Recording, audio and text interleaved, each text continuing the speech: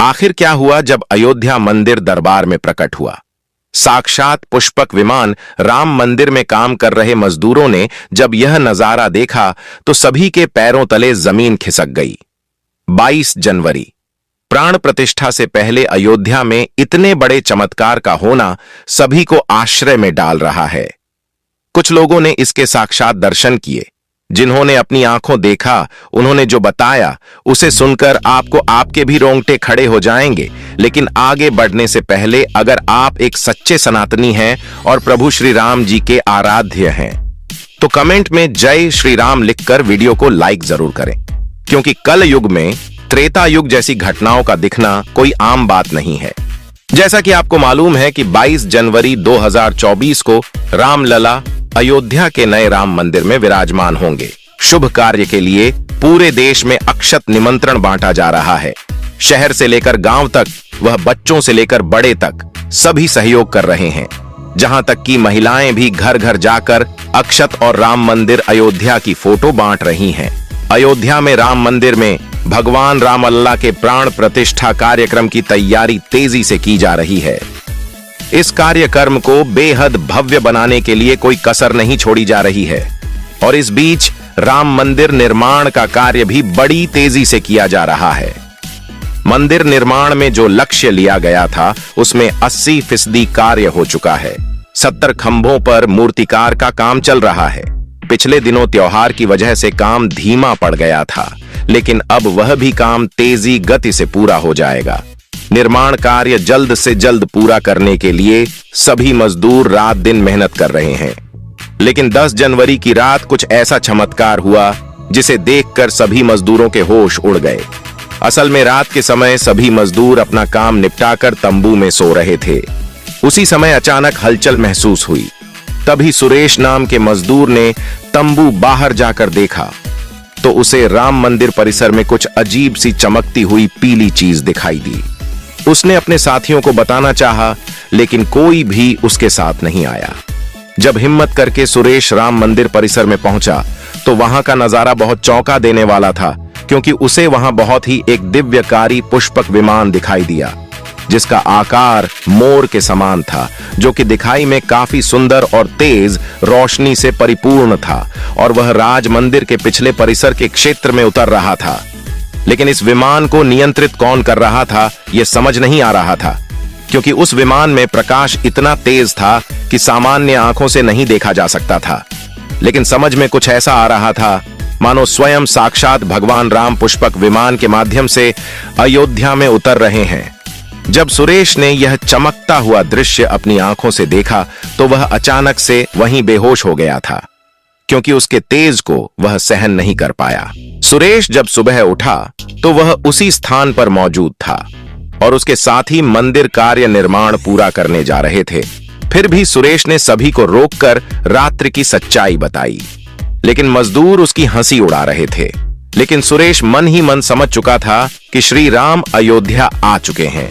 उसके लिए सौभाग्य था कि उसने इतना सुंदर दृश्य देखने को मिला, जहां शायद उसने पुष्पक विमान के दर्शन किए थे, यानी कि प्राण प्रतिष्ठा से पहले अयोध्या में प्रकट हुआ साक्षात पुष्पक विमान। साथियों, देश के अलग अलग हिस्सों में अजीब सी आकृति के विमान देखे गए हैं, जिनका संबंध एलियन के साथ जोड़कर भी देखा जा सकता है। यानी कि अयोध्या में उसे रात्रि को मोर की आकृति के विमान देखना वास्तव में प्रभु श्री राम जी का ही संदेश हो सकता है। लेकिन क्या यह विमान सचमुच में पुष्पक विमान है? आखिर क्या गारंटी है? इसे समझने के लिए हमें पुष्पक विमान के रहस्य को अच्छे से समझना होगा। अब हम आपको पुष्पक विमान का रहस्य बताएंगे, जिसे समझकर आपको यकीन होगा कि अयोध्या में पुष्पक विमान का प्रकट होना कलयुग का सबसे बड़ा चमत्कार है। हम आपको पुष्पक विमान का रहस्य बताएं उससे पहले हमारे चैनल को सब्सक्राइब जरूर कर लीजिए।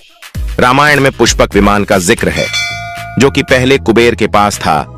इसके बाद रावण ने अपने सौतेले भाई कुबेर से लंका समेत बलपूर्वक हथिया लिया था। फिर रावण इसके जरिए कहीं भी आता जाता था। रावण को हराने के बाद पुष्पक विमान श्री राम के पास आ गया। वह जीत हासिल करने के बाद राम कहीं जगह होते हुए अयोध्या पहुंचे थे। रावण ने इसी के जरिए पंचवटी आश्रम में सीता माता का हरण किया था और उन्हें उस पर बिठाकर लंका ले गया था। कहा जाता है कि पुष्पक विमान आज के विमान की तरह ही था। इसी के जरिए रावण हवाई मार्ग से सफर किया करता था, जो कि रावण को मौत के घाट उतारने के बाद इस विमान के जरिए प्रभु श्री राम, माता सीता और लक्ष्मण जी अयोध्या लौटे थे। रामायण में जिस तरह से पुष्पक विमान का जिक्र मिलता है, उससे तो यही लगता है कि ये आज के हवाई जहाज की तरह था, लेकिन तकनीक के मामले में मॉडर्न एयरोप्लेन से कहीं आगे था। कहा जाता है कि पुष्पक विमान की तरह रावण के पास कई लड़ाकू विमान थे। पौराणिक कथाओं के मुताबिक पुष्पक विमान को विश्वकर्मा ने बनाया था और इसे उपहार स्वरूप उन्होंने ब्रह्मा को सौंप दिया था। कुछ कथाओं के मुताबिक पुष्पक विमान को ब्रह्मा ने ही बनाया था। ब्रह्मा ने यह विमान कुबेर को भेंट कर दिया था। कहा जाता है कि अपने ताकत के बल पर रावण ने कुबेर से इस विमान को छीन लिया। उसके बाद रावण अपनी इच्छानुसार इसका उपयोग करने लगा। पुष्पक विमान की वजह से रावण की सैन्य शक्ति में इजाफा हुआ था। पुष्पक विमान कई खूबियों से लैस एक लड़ाकू विमान था। रामायण के सुंदरकांड के 7वें अध्याय में पुष्पक विमान के बारे में जानकारी मिलती है।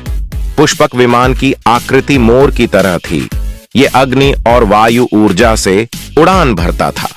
इसकी तकनीक इतनी उत्कृष्ट थी कि इसका आकार छोटा और बड़ा किया जा सकता था। कहा जाता है कि रावण अपनी पूरी सेना को साथ लेकर इस विमान से उड़ान भर सकता था। पुष्पक विमान अपने चालक की इच्छा के अनुसार गति पकड़ता था। ये मन की गति से उड़ान भर सकता था, यानी सोचने भर से ही वो इच्छित जगह पर पहुंचा देता था। ये सारी दिशाओं में उड़ान भर सकता था। ये सभी मौसम में उड़ान भरने योग्य वातानुकूलित विमान था। कहा जाता है कि इस विमान में सोने के खंभे लगे थे। इसकी सीढ़ियों पर कीमती रत्न जड़े थे। इसमें कई कैबिन बने थे। विमान में नीलम से बना एक सिंहासन मौजूद था। विमान में बैठने के लिए कई आसन बने थे। विमान कई प्रकार के चित्रों और जालियों से सुसज्जित था। पुष्पक विमान दिन के साथ रात में भी उड़ान भरने के योग्य था। रिमोट से संचालित होने वाले विमान की तरह था। कहा जाता है कि पुष्पक विमान मंत्रों के जरिए सिद्ध था। विमान का चालक जब उन मंत्रों का जाप करता तभी वो उड़ान भर पाता था। ये एक तरह से रिमोट से संचालित विमान की तरह था। पौराणिक कथाओं के मुताबिक पुष्पक विमान सिर्फ एक जगह से दूसरी जगह ही नहीं, बल्कि दूसरे ग्रह तक की यात्रा करने में सक्षम था। यानी ये एक तरह का अंतरिक्षयान था। पूरा विमान सोने का बना था। अब जब कई हजारों सालों बाद एक बार फिर राम मंदिर का निर्माण हुआ है, प्रभु श्री राम अपने भाई लक्ष्मण व माता सीता के साथ अयोध्या पहुंच रहे हैं, इस पुष्पक विमान का नजारा वहां दिखाई भी दे चुका है।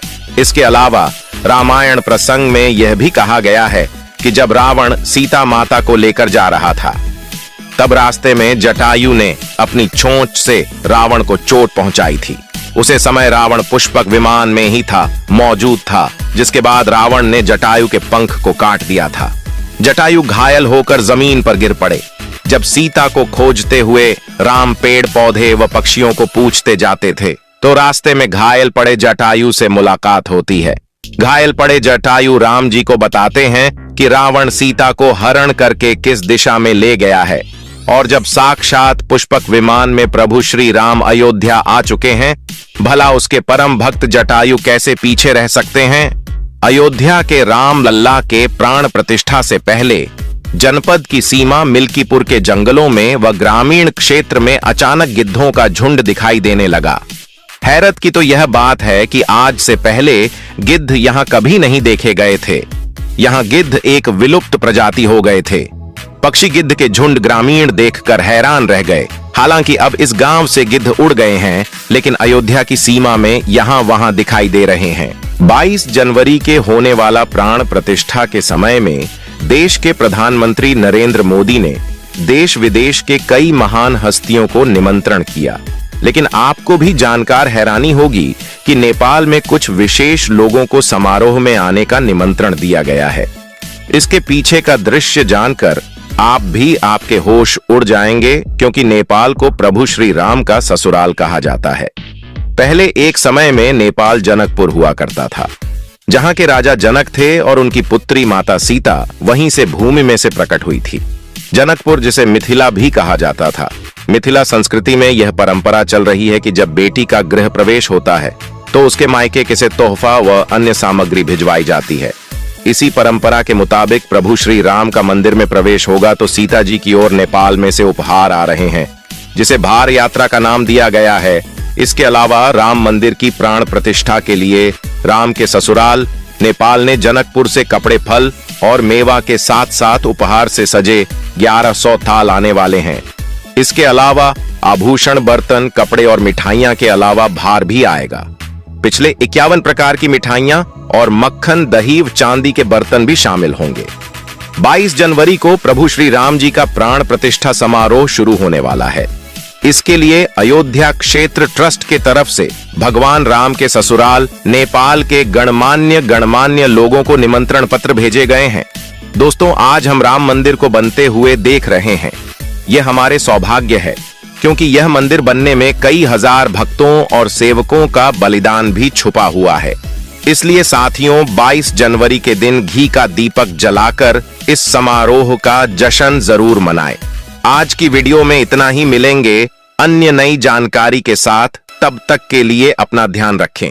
धन्यवाद।